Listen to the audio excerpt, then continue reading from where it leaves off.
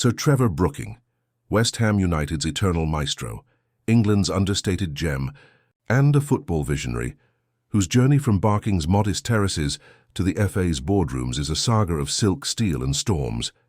Born October 2nd, 1948 in Barking, Essex to Margaret, a nurturing homemaker, and Henry, Harry, a stern metropolitan police officer, Trevor's life wasn't just about bending free kicks or shaping English football's future. It was a masterclass in resilience against injuries that nearly broke him and controversies that tested his quiet resolve. A one-club legend who played 647 games for the Hammers, captained them to 2 FA Cups and earned 47 England caps.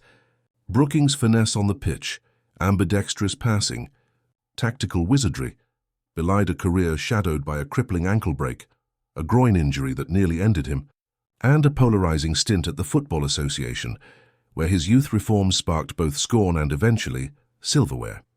From a 1969 injury that threatened his teenage dreams to the 2012 manager hiring saga that painted him as a villain, Brooking's story is no polished fairy tale.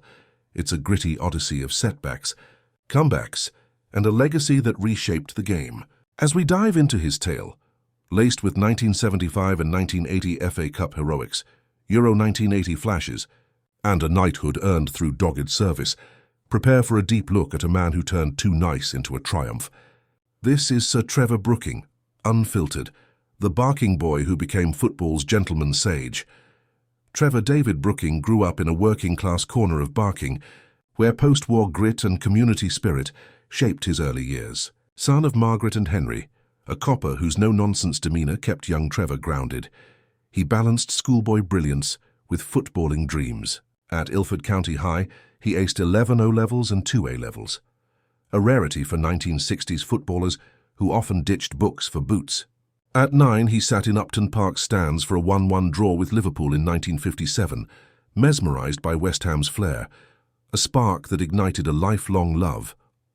Kicking balls in Barking's parks, he mimicked idols like Johnny Haynes, his left foot as natural as his right through relentless backyard drills. Tottenham and Chelsea scouts hovered, but West Ham's Ron Greenwood offered a deal that let him finish A-levels, signing him as an apprentice in 1965. By 17, he was juggling textbooks and training, his slight frame 5'10", wiry, hiding a brain that read games like chess. His 1967 debut, a 3-3 thriller versus Burnley, showcased a teenager threading passes through top-flight defenses, earning whispers of the next Bobby Moore. Nicknamed Bo for his leisurely pace after a sluggish baseballer, and Cyril for early tumbles like a carpet salesman, Brooking's elegance, pinpoint volleys, ambidextrous curls defied his lack of speed or brawn. Fair play defined him. No referee spats, clean tackles, a gentleman's game in a bruising era. The first storm hit in 1969. A brutal ankle fracture in a reserves clash, a crunching tackle that snapped ligaments, sidelined him for 6 months. Doctors warning the 20-year-old's career hung by a thread.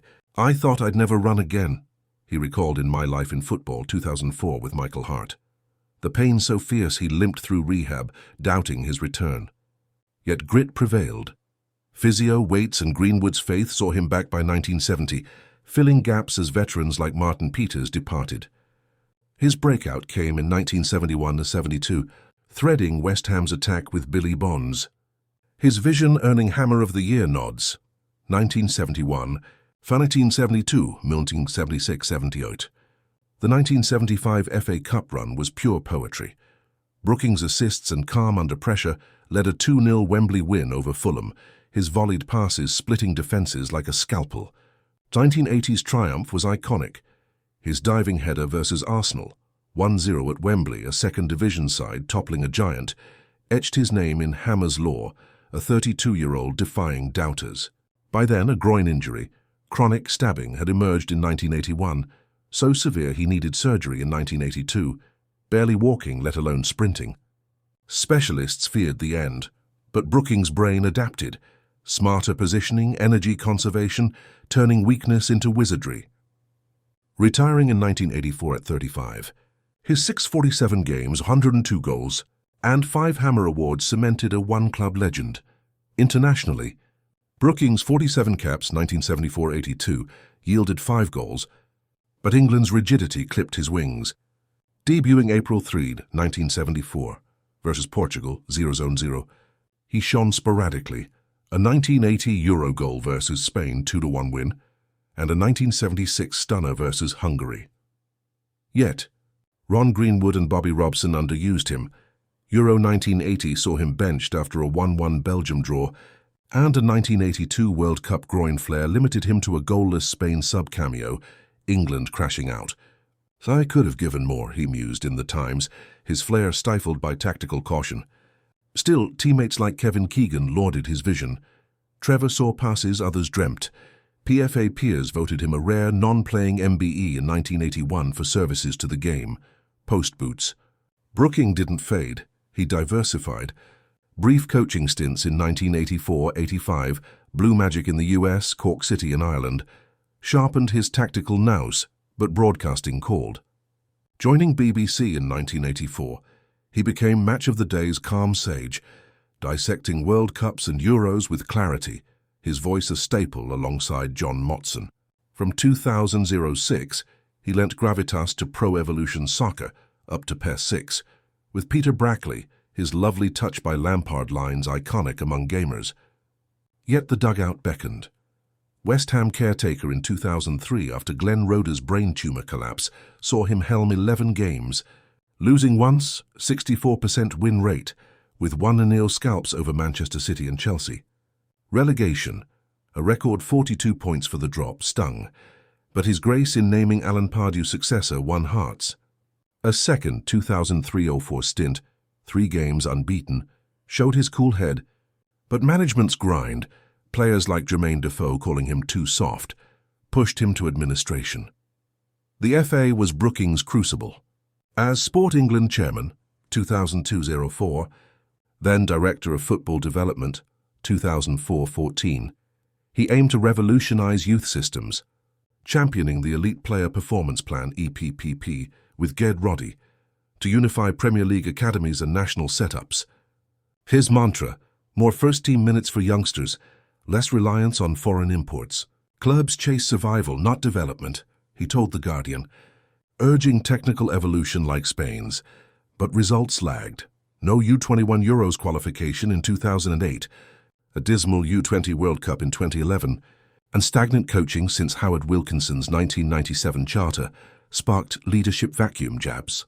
Critics, pundits like Alan Hansen, slammed his too-nice approach, lacking the steel to overhaul a creaky FA. The 2012 manager saga lit a firestorm. Fans roared for Harry Redknapp post-Capello. But the FA panel, Brooking, David Bernstein, Alex Horne, chose Roy Hodgson. Redknapp's 2013 autobiography fumed. Trevor's 1994 Bond sacking grudge blocked me, alleging Brooking's sway despite a 1992 West Ham board clash over Bond's exit. Brooking countered in The Times. No personal bias, Roy was the strategic choice. Fan forums exploded. Brooking's too cozy with the FA suits. But his vision held. England's 2017 U17 World Cup win, with talents like Phil Foden, vindicated his long-term push. Retiring post-2014 World Cup, he reflected, "Youth's our future, patience pays." Brooking's essence was finesse, not ferocity. An attacking midfielder, right-footed but left adept through obsessive practice, he orchestrated play with balletic precision, 1975's Fulham volley, 1980's Arsenal header iconic. Lacking pace or power, pushed around like a feather per teammate Jeff Hurst, he leaned on brainpower, reading games like a novel. His clean play, no bookings, no ref rows, earned respect. His 1980 FA Cup MVP not a testament to grace under pressure. Internationally underused, frustrated. 47 caps, 5 goals, with Euro 1980's Spain strike and 1976's Hungary curler highlights amid benchings. Personal trials hit hardest. Wife Hilke's June 2025 death after a long illness, after 55 years married, left Trevor, 77, with kids Colette and Warren, and 3 grandkids in quiet grief.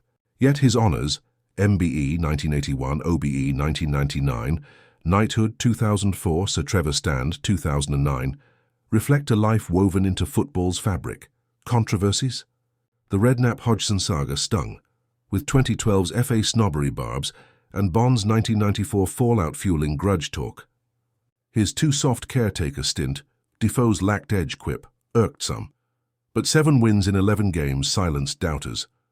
FA criticism, youth flops, slow coaching reform bit, but 2017's U17 triumph was his riposte. Brooking wasn't perfect. His laid-back style clashed with football's cutthroat demands, yet his vision, technical youth, EPPP's roots, blossomed late. From Barking's Parks to London Stadium stand, he's West Ham's soul, England's quiet reformer. A gentleman who turned too nice into a legacy of class, cunning and courage. What's your Brooking take? Hero or overhyped? Smash like for his hammer's heart. Subscribe for more football epics. Drop your thoughts below.